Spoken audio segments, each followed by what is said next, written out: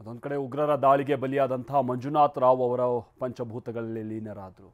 ತುಂಗಾ ನದಿ ತೀರದ ರೋಟರಿ ಚಿತಾಗಾರದಲ್ಲಿ ತಂದೆಯ ಚಿತೆಗೆ ಪುತ್ರ ಅಭಿಜಯ ಅಗ್ನಿಸ್ಪರ್ಶ ಮಾಡಿದ್ದಾರೆ. ಬ್ರಾಹ್ಮಣ ಸಂಪ್ರದಾಯದಂತೆ ಶವ ಸಂಸ್ಕಾರ ಮಾಡಲಾಯಿತು. ಪೊಲೀಸರು 3 ಸುತ್ತು ಕುಶಾಲತೋಪು ಹಾರಿಸಿ ಗೌರವ ಸಲ್ಲಿಸಿದರು. ಪತಿಯ ಹಣೆಗೆ ಮುತ್ತಿಟ್ಟು ಪತ್ನಿ ಪಲ್ಲವಿ ವಿದಾಯ ಹೇಳಿದ್ದಾರೆ. ಇನ್ನು ಪುತ್ರ ಅಭಿಜಯ ಕಣ್ಣೀರು ಹಾಕಿದ್ದಾರೆ. ಮಂಜುನಾಥ್ ಅವರ ನಿವಾಸದಿಂದ ಚಿತಾಗಾರದವರೆಗೂ ಮಂಜುನಾಥ್ ಅವರ ಅಂತಿಮ ಯಾತ್ರೆಯನ್ನು ಮಾಡಲಾಯಿತು. ಈ ಸಂದರ್ಭದಲ್ಲಿ ಸಾವಿರಾರು ಜನ ಭಾಗಿಯಾದರು.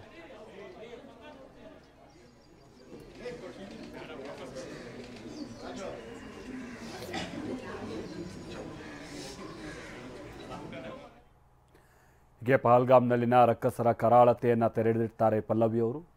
ನಾವು ಕೂತಿದ್ದಾಗ ಪಟಾಕಿ ಸಿಡಿದ ರೀತಿ ಸದ್ದು ಬಂತು. ನಾನು ಸ್ಥಳದಲ್ಲಿ ಇಬ್ಬರು ಉಗ್ರರನ್ನು ನೋಡಿದೆ. ಒಬ್ಬನ ಜೊತೆ ಮಾತನಾಡಿದೆ. ನನ್ನ ಎದುರೇ ಭಯೋತ್ಪಾದಕರು ಪತಿಯನ್ನು ಕೊಂದಿದ್ದಾರೆ ಅಂತ ಅವ್ರು ಹೇಳಿದ್ರು. ಬನ್ನಿ ಅವರು ಏನೇನು ಹೇಳಿದ್ರು ಕೇಳೋಣ. ನಾನು ಎಲ್ಲದೂ ಹೇಳಿದ್ದೀನಿ. ಸುಮಾರು ಇದರೊಳಗೆ ಎಲ್ಲದೂ ಹೇಳಿದ್ದೀನಿ.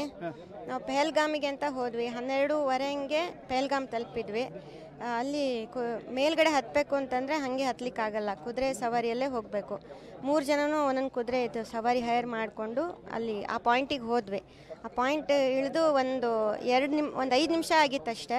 ಅಲ್ಲಿ ನಾವು ಇಳಿದು ಇದು ಅಂದರೆ ಫೈರಿಂಗ್ ಥರ ಅಂದರೆ ಪಟಾಕಿ ಥರ ಹೊಡೆದಂಗೆ ಸೌಂಡ್ ಕೇಳ್ತು. ನಾವು ಅಂದ್ಕೊಂಡ್ವಿ ಯಾವುದೋ ಪ್ರಾಣಿಗಳು ಬಂದಿದೆ ಅಂತ ಪಟಾಕಿ ಓಡ್ತಾರೆ ಅಥವಾ ಅದು ಆರ್ಮಿಯವ್ರದ್ದೇನೋ ಟ್ರೈನಿಂಗ್ ಆ ಥರದ್ದು ಅಂದ್ಕೊಂಡು ಇಗ್ನೋರ್ ಮಾಡಿದ್ವಿ ಅಲ್ಲಿರೋರು ಎಲ್ಲರೂ.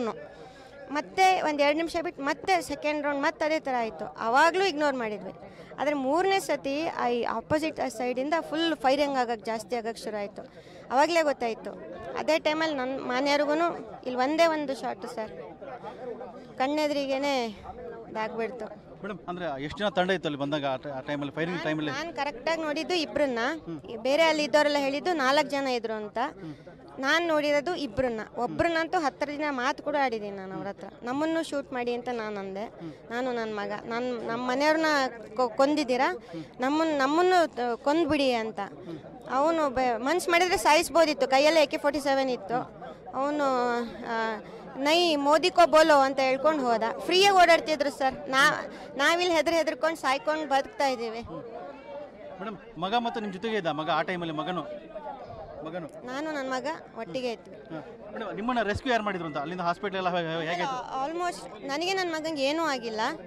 ಆಲ್ಮೋಸ್ಟ್ 1 ಅವರ್ ಅಲ್ಲಿ ಯಾರಿಗೂ ಬರೋಕ್ಕೂ ಆಗಲಿಲ್ಲ, ಯಾರೂ ಬರಲೂ ಇಲ್ಲ. ಅಲ್ಲಿ ಬರೋಕ್ಕೂ ಆಗಲ್ಲ. ನಾನು ಬಂದಿಲ್ಲ ಅಂತ ನಾನು ಅದನ್ನು ದೂರ್ತಾ ಇಲ್ಲ, ಯಾಕಂದರೆ ಅದು ಅಂಥ ಪ್ಲೇಸ್ ಅದು.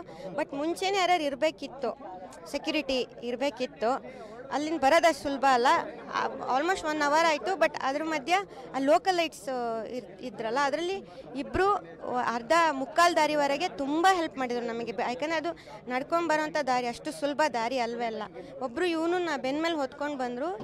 ಇನ್ನೊಬ್ಬರು ನನ್ನ ಕೈನೇ ಹಿಡ್ಕೊಂಡು, ಅವರಿಬ್ಬರು ಮುಸ್ಲಿಮ್ಸೇನೆ ಅಲ್ಲಿ ಲೋಕಲ್ ಲೈಟ್ಸು.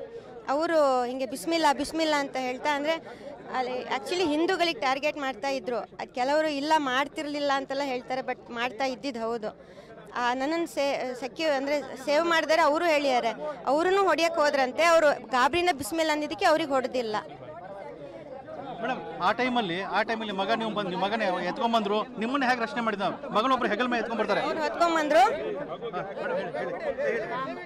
ನನ್ನನ್ನು ಕೈಯಲ್ಲಿ ಕಟ್ಟಿ ಹಿಡ್ಕೊಂಡು ಇಳಿಸ್ಕೊಂಡ್ಬಂದ್ರು. ಆಮೇಲೆ ಹಾಸ್ಪಿಟಲ್ ವರೆಗೆ ಬಿಟ್ರು. ಸೊ ಅವ್ರಿಗೆ ನಾನು ತುಂಬಾ ಥ್ಯಾಂಕ್ಫುಲ್ ಆಗಿದ್ದೇನೆ. ಮೇಡಮ್ ಮೋದಿ ಸರ್ಕಾರಕ್ಕೆ ನೀವು ಏನು ಕೇಳ್ತೀರಾ? ಮೋದಿ ಸರ್ಕಾರಕ್ಕೆ ಏನು ಕೇಳ್ತೀರಾ? ಮೋದಿ ಸರ್ಕಾರಕ್ಕೆ ಏನು ಕೇಳ್ತೀರಾ? ಅವ್ರಿಗೆ ಒಂದು ಯಾವ ತರ ಬುದ್ಧಿ ಕಲಿಸ್ಬೇಕಂದ್ರೆ, ಭಾರತೀಯರನ್ನ ಏನಾದ್ರು ಟಚ್ ಮಾಡ್ಬೇಕಂತಂದ್ರೆ, ಇವಾಗ ನಮಗೆ ನೀರು ಇಳಿತಿದಲ್ಲ, ಒಂದ್ಸತಿ ಆ ತರ ಯೋಚನೆ ಮಾಡ್ಬೇಕು. ಆ ತರ ನಾವು ಅವ್ರಿಗೆ ವಾಪಸ್ ಕೊಡ್ಬೇಕಷ್ಟೇ. ಈ ಭಯೋತ್ಪಾದಕ ಹೊರಡಿಸ್ಬೇಕು.